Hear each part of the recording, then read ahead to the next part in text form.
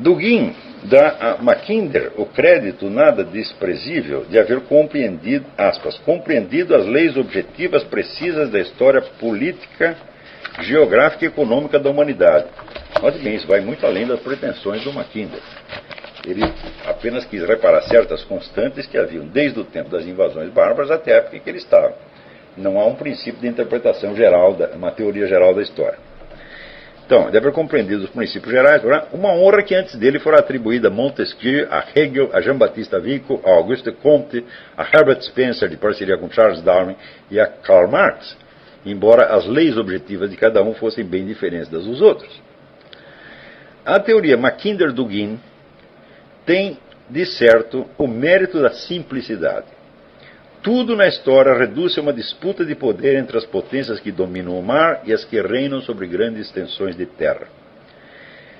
Daí nascem as culturas, leis, instituições, costumes, valores, símbolos e até religião. So simple as that. Né? É mesmo o caso de perguntar, por que não me avisaram antes? Não posso jurar que Mackinder, um geógrafo e estrategista sem grandes ambições filosóficas, aprovaria a transfiguração da Guerra dos Continentes no duelo metafísico de titãs descrito por Alexander Dugin. Esclarecer isso exigiria algum tempo que não posso conceder ao assunto agora. Por via das dúvidas, uso a expressão teoria Mackinder-Dugin para distingui-la da teoria Mackinder originária. Para Dugin, o conflito não se resume a uma luta entre estados, mas assume as proporções de uma guerra entre duas cosmovisões, dois sistemas de valores opostos e inconciliáveis que conservam suas identidades respectivas ao longo das eras e vão como que se reencarnando desde os tempos mais remotos em sucessivos agentes históricos, estados e nações, os quais nem sempre têm a consciência de ser movidos, como sombras chinesas na parede, por esses superagentes invisíveis e onipotentes, o atlantismo e o eurasismo. Quer dizer, toda a história humana é um confronto entre atlantismo e eurasismo, e todos os agentes históricos, mesmo sem ter consciência disso, estão trabalhando para um lado ou para o outro. Então, na leitura que nós fizemos da resposta da semana passada, não chegamos naquela parte que fala do kantismo, né, a influência do kantismo das... Deixa eu ver aqui também. Deixa eu ver se chegamos. Você faz aquela lista de desenvolvimento histórico?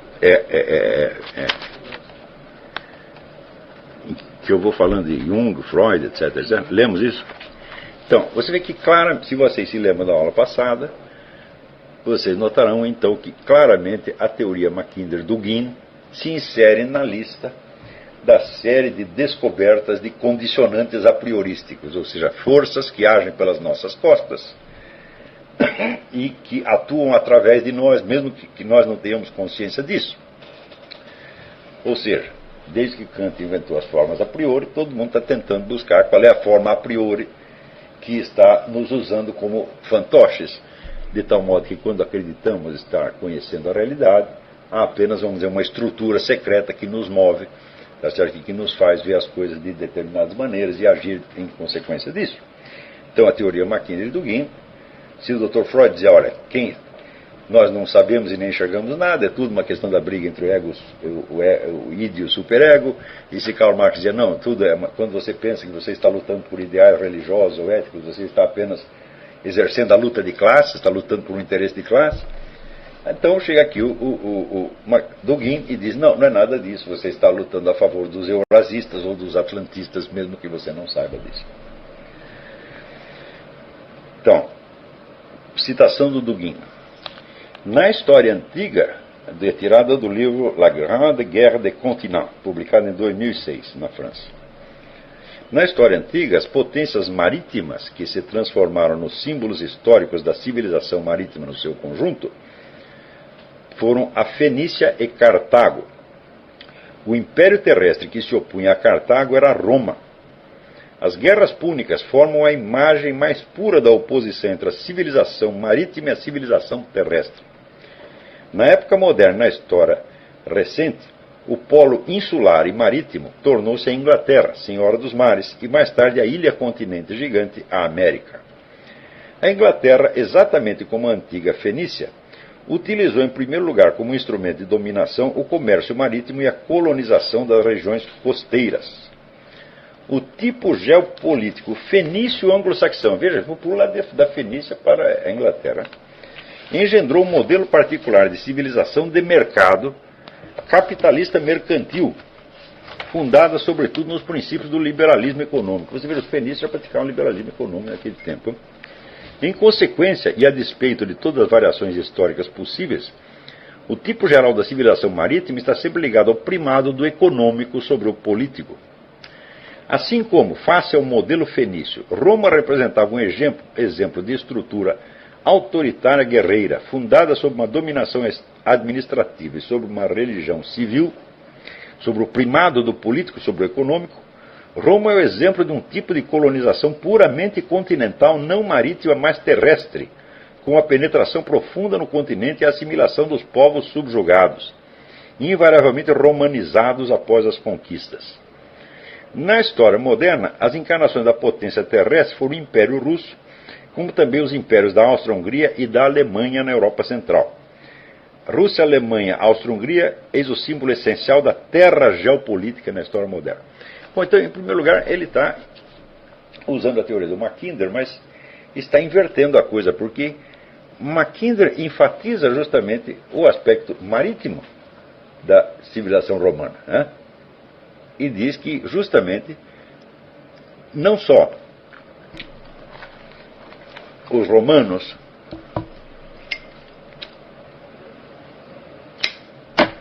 tinham uma marinha formidável, capaz de se opor, vamos dizer,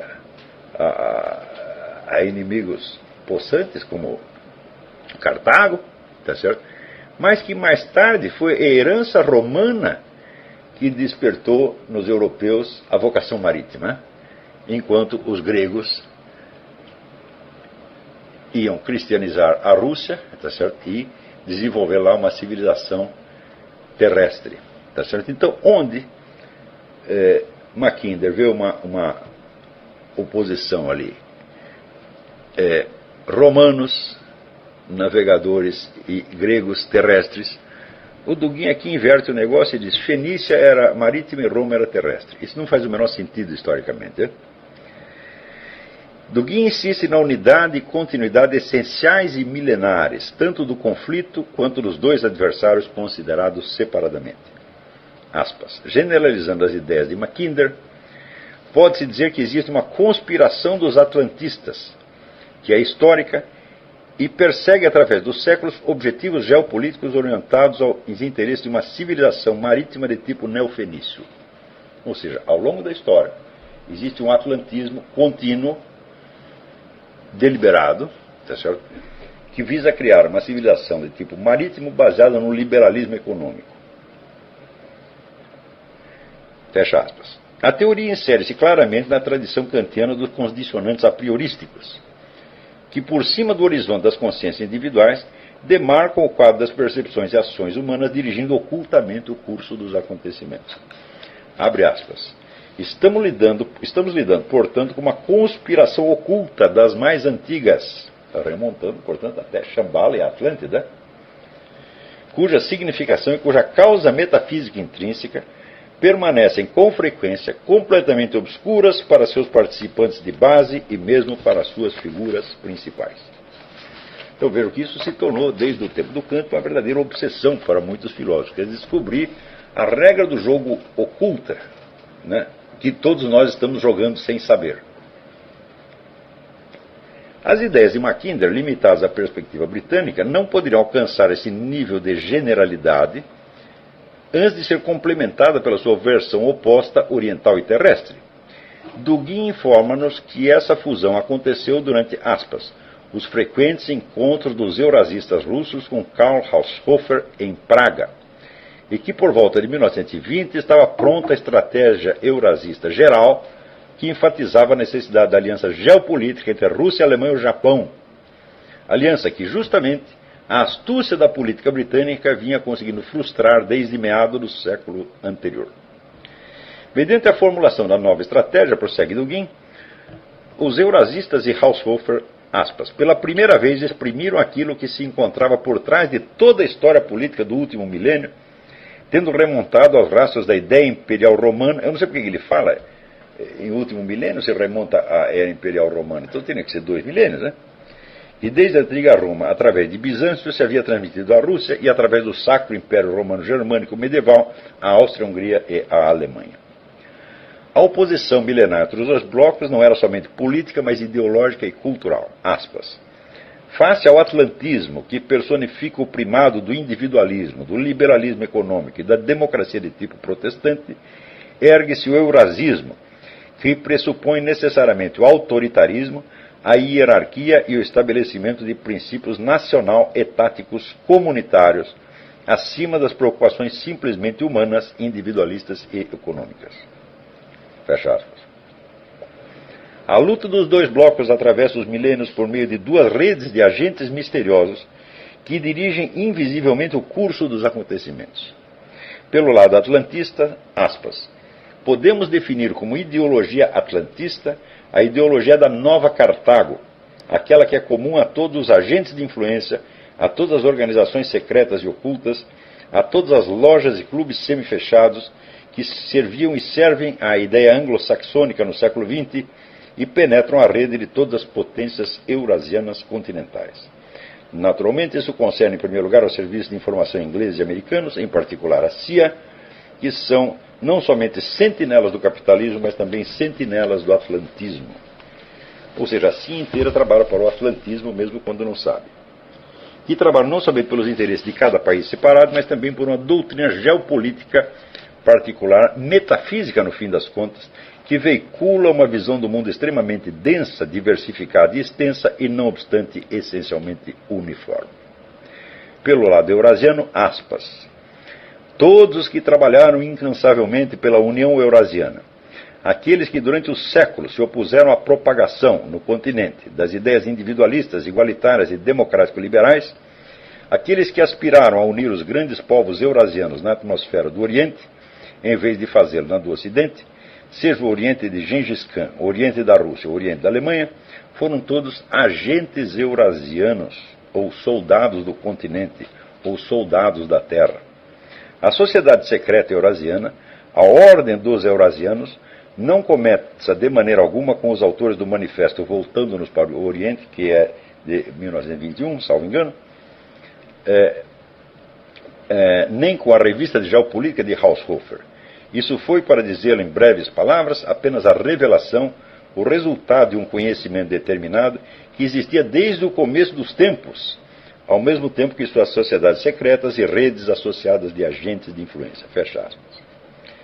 Que todas, ou praticamente todas as guerras da história, não passam de capítulos da guerra única e interminável entre atlantistas e eurasianos, que esta é, portanto, a explicação última de todas as glórias e padecimentos humanos, é algo sobre o qual Dugin não deixa o menor sinal de dúvida.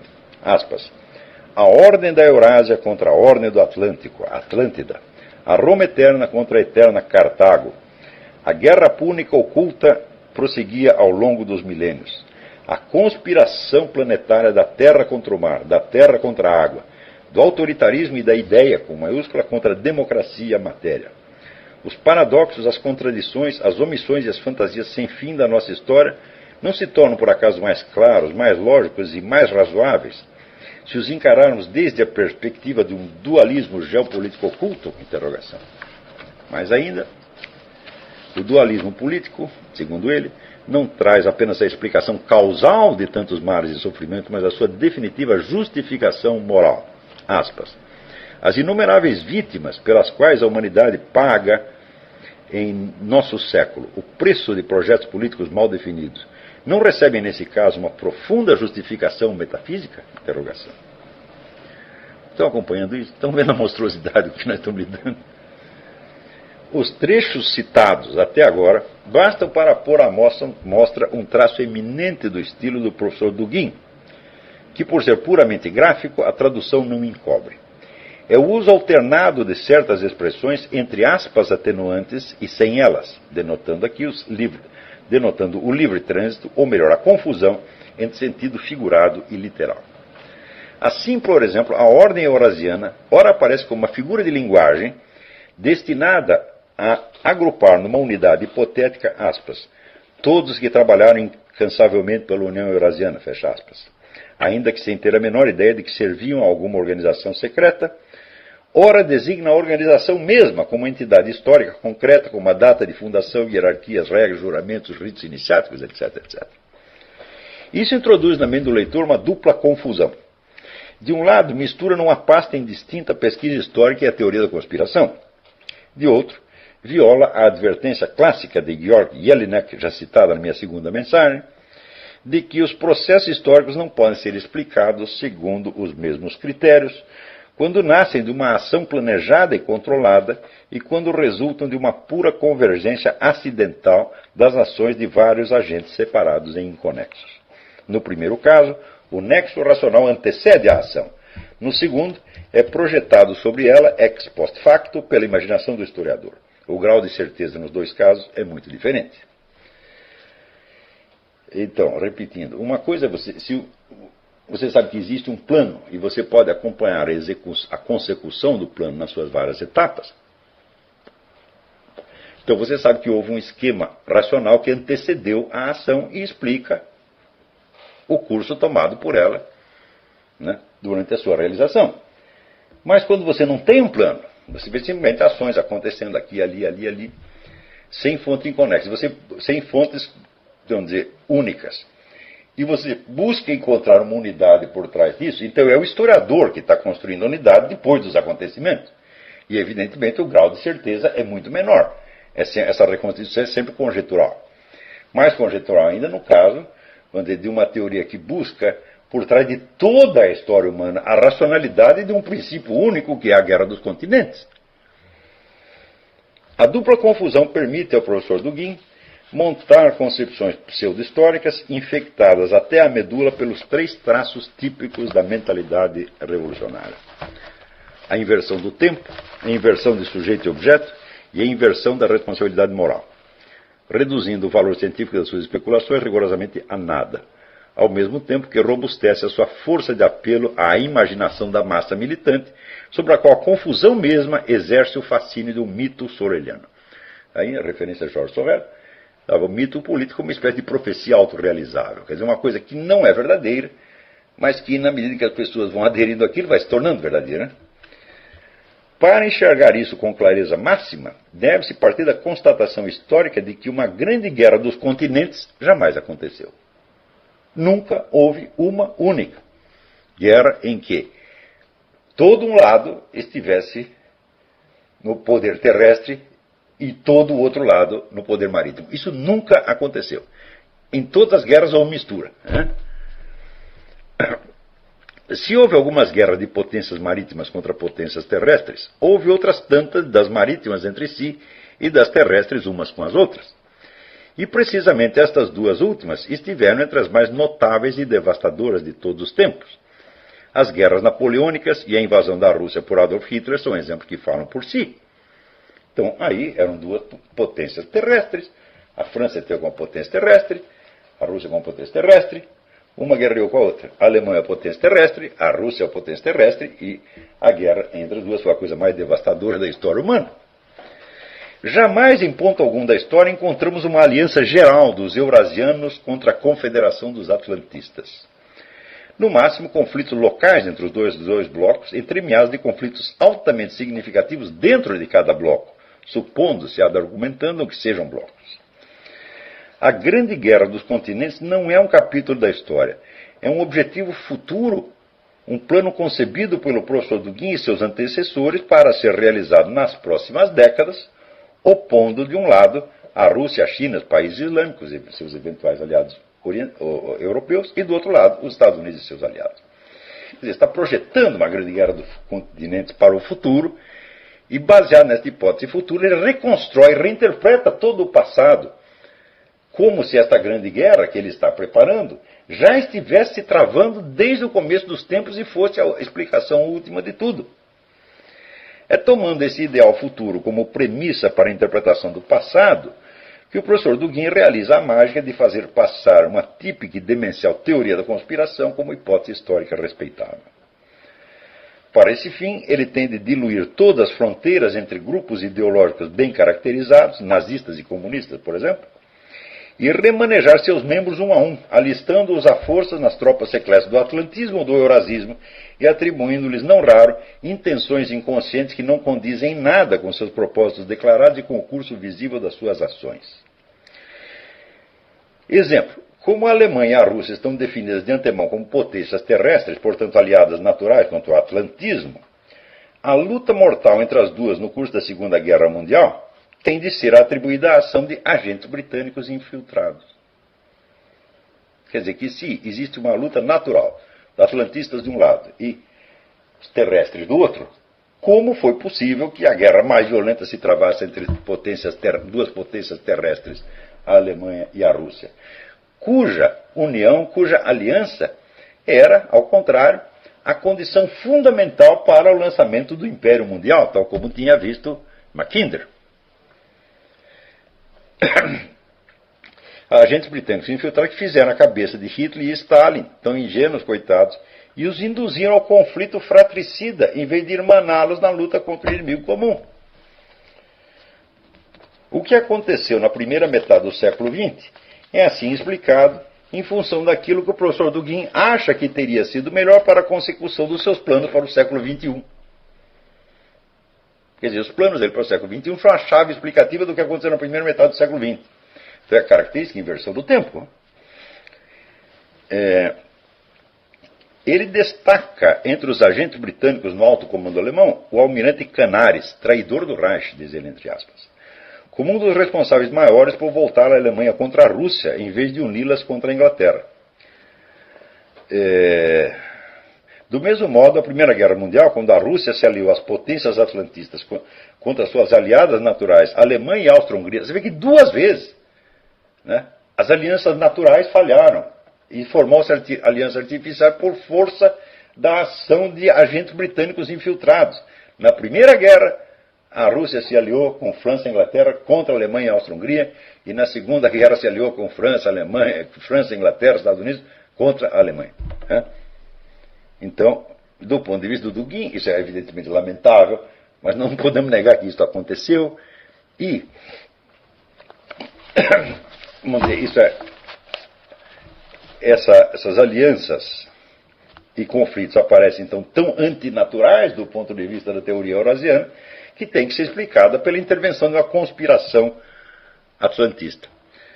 A palavra conspiração também aparece às vezes entre aspas, às vezes sem aspas. Ordem eurasiana aparece às vezes com aspas, às vezes sem aspas, então você nunca sabe se ele está se referindo à mera analogia entre ações inconexas às quais ele está dando uma interpretação comum, ou se trata efetivamente da ação de uma sociedade secreta. Então ele fica jogando lama na água o tempo todo, né? Procurando, cavando, e buscando qual é o princípio de unidade por baixo de todo esse pensamento do Dugin, se bem que eu não conheça todas as suas obras. Eu não leio russo e tudo aquilo que não está publicado em inglês e francês, eu não tenho acesso.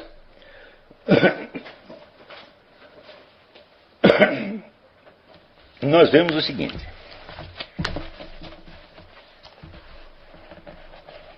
Ele usa tudo o que ele pode contra os Estados Unidos. Ele usa o marxismo, ele usa as doutrinas tradicionais, ele usa Madame Blavatsky, ele usa Alice Bailey, ele usa Papu, ele usa Mackinder, ele usa o Haushofer. Ele usa até o desconstrucionismo, né? O kantismo, o desconstrucionismo, né? De modo que ele ao mesmo tempo se funda na autoridade daqueles mesmos que ele diz que está combatendo. Ou seja, o reino da incoerência ele é total, e ele não está nem ligando para isso. Então, é claro que do ponto de vista intelectual não há unidade nenhuma nisso, mas há uma unidade estratégica. Ou seja, se nós procurarmos uma unidade, uma coerência por trás da doutrina do Império Japonês no começo do século XX, nós também não encontramos. Tá certo? Porque se tratava apenas de um sistema de pretextos para justificar publicitariamente uma determinada ação. Ação que, por sua vez, tinha que permanecer secreta, não podia se apresentar como tal e tinha que se apresentar sempre com outro nome. Então, é exatamente isso mesmo que nós vemos aqui. Isto é um conjunto monumental de pretextos propositadamente incoerentes. Diz o Dugin, o eurasismo é ferozmente aberto. Ele não fecha num esquema doutrinal. Ferozmente aberto, de modo que ele possa absorver elementos de todas as proveniências, conforme bem entenda, sendo que o único ponto de travamento é o quê? É a pregação da guerra contra os Estados Unidos. E o fato de os pretextos serem incoerentes favorece isto, porque favorece a adesão de pessoas das mais diferentes correntes ideológicas. E coloca também o adversário na difícil posição de ter de se defender de acusações, vamos dizer, multilaterais e incoerentes. Então,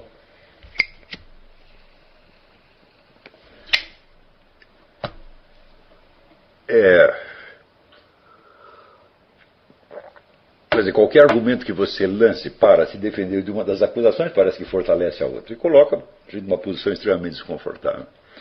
Então, é um vasto sistema.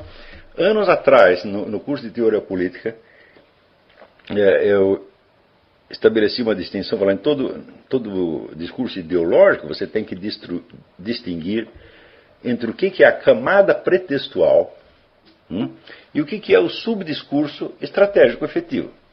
A camada pretextual são os valores aos quais você apela para justificar a sua ação, que ao mesmo tempo que você está encobrindo e a qual você está dando outro nome.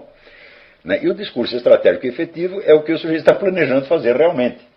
Em algum momento ele vai ter que dizer o que ele quer fazer, mas quando ele diz o que ele quer fazer, já está tão encoberto com pretextos incoerentes que a coisa se torna quase invisível, a não ser para quem esteja por dentro do plano e esteja participando da sua elaboração. Então, nós podemos usar este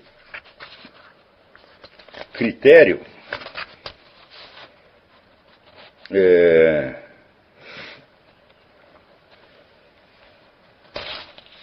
aqui para o professor Dugin. Quer dizer, por um lado, analisamos o discurso pretextual, mostrando que ele é premeditadamente incoerente e confuso para jogar lama na água e poder atrair todas as correntes, nazistas, fascistas, comunistas, anarquistas, tradicionalistas, o diabo. Como dizer, é ferozmente aberto. E, por outro lado, coloca o adversário na posição de não entender o que está acontecendo. Por exemplo, nesse estudo da dona Marlene Laruelle, enfoca o Dugin como sendo, vamos dizer, uma política de direita. Enquanto isso, o Dugin, e ela mesma acaba dizendo, o Dugin servia de consultor do Partido Comunista, era o mentor do líder do Partido Comunista, etc, etc. Então, é claro que, tentando se defender de uma ameaça que vem à direita, você abre o flanco esquerdo. E é exatamente para isso que a coisa foi calculada. Então, o Dugin, ele de fato ele não é de esquerda nem de direita. Ele é um russo, tá certo? E o negócio dele é a glória da mãe russa.